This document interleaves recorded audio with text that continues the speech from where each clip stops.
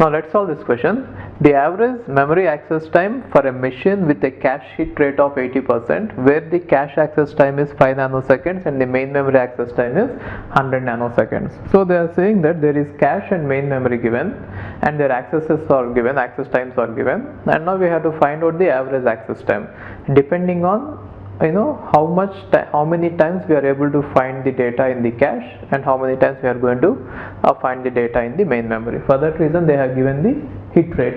So 80% is the hit rate, where 80% hit rate is for the cache hit. So what does it mean? 80% of the time you can find the required data in cache. If it is not present, you have to get it from main memory. Now there are two models which I have shown you, but in this question clearly they didn't mention which model they are using. So I'll solve it in both the models, but in the exam they are going to specify with a diagram or in words which model they are going to use, right?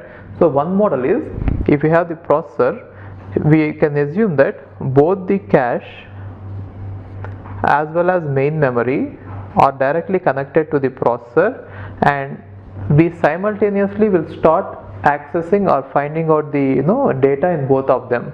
So wherever we get first, we are going to take it. In this case, what is the average time?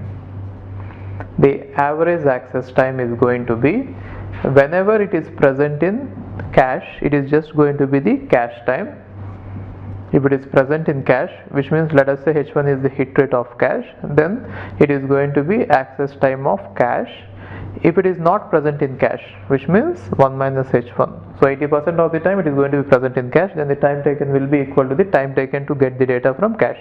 If it is not present in cache, which means it is present in main memory, then the time taken is going to be main memory's access time, right?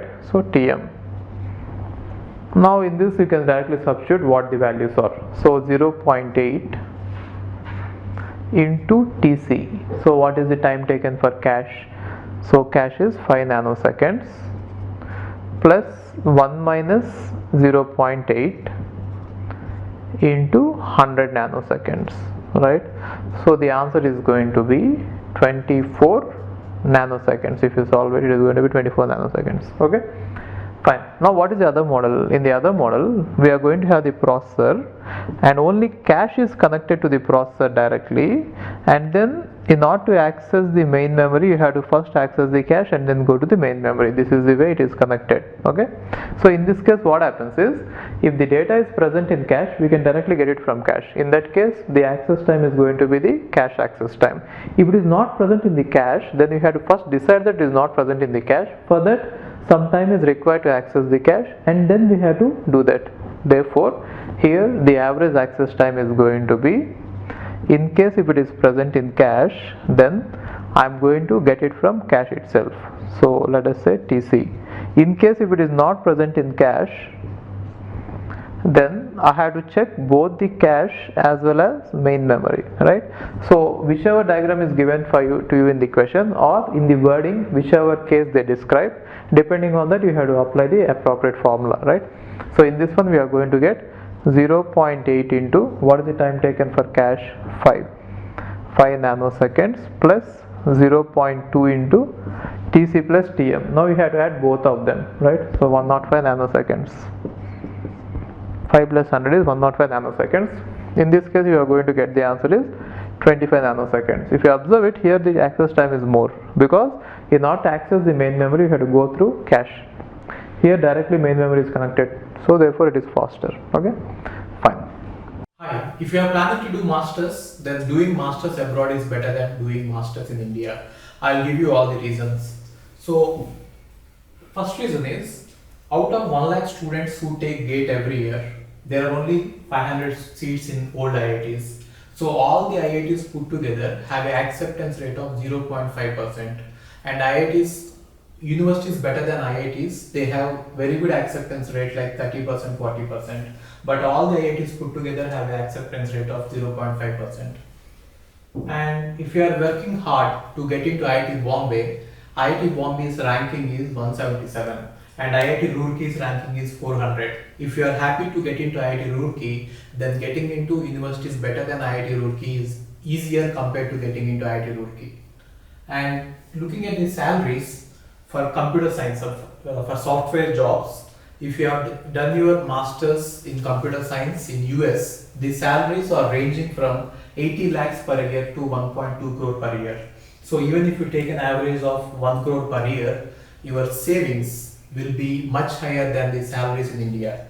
After taxes and your cost of living, you can easily save 40 to 50 lakhs per year. And in India, the maximum jobs that you get is around 30 lakhs. So your savings will be much greater than the salaries in India.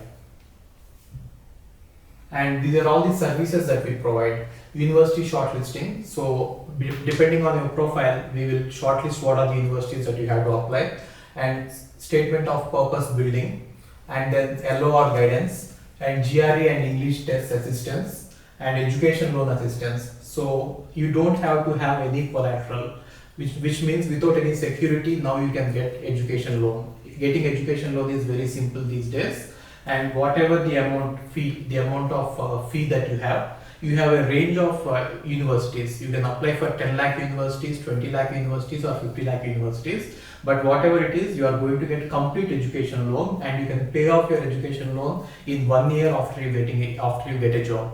And then we do visa assistance, mock visa interviews, and then connecting with the university alumni. So now you might ask why we should join Game of Visas. So the answer is we have 90% success rate, 99% success rate. And these are all the destinations that we guide the students to. So we guide students to any country that you want to go. So now it is not just USA. We guide to UK, Germany, Australia, Canada. So we guide students to all the countries. We work with all the destinations.